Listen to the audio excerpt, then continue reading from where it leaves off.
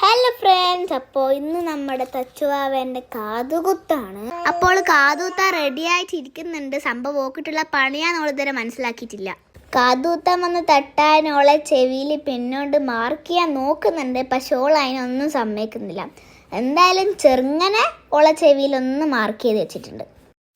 തട്ടാൻ കിണ്ണു അടിച്ചിട്ട് ഓൾ അടുത്ത് വന്നേരം തന്നെ ഓള് നുണക്കാൻ തുടങ്ങി ഗൈസ്.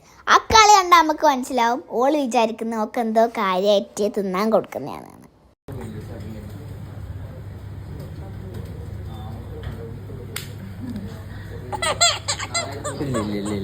കാത് കുത്തിയതിന് ശേഷം ഓൾ ഇക്കരച്ചലായിരുന്നു ഗൈസ്. പിന്നെ ഓള് കരഞ്ഞ ക്ഷീണത്തിൽ അങ്ങനെ അങ്ങ് ഉറങ്ങിപ്പോയി. അതിനുശേഷം നമ്മൾ പോയൊരു തലശ്ശേരിയിലുള്ള ഡൗൺ ടൗൺ മാളിലാണ് ഗൈസ്. ഓളെ കയ്യിൽ നിന്ന് ഓളെ ബലൂൺ താഴെ വീണേരം ഓൾ പിന്നെ കരച്ചിൽ തുടങ്ങി. ഈ ഡൗൺ ടൗൺ മാളിൽ ഫുഡ് കോർട്ടാണ് നമ്മുടെ ലക്ഷ്യം. ആൻഡ് ദിസ് ഇസ് ആ ഫുഡ് കോർട്ട്. നമ്മളിവിടെ ഫുഡിന് വെയിറ്റ് ചെയ്തിരിക്കുകയാണ് ഗൈസ്. വാവ ആ സമയത്തേക്കാകുമ്പോൾ കരച്ചിലൊക്കെ ഓക്കെ ആയി.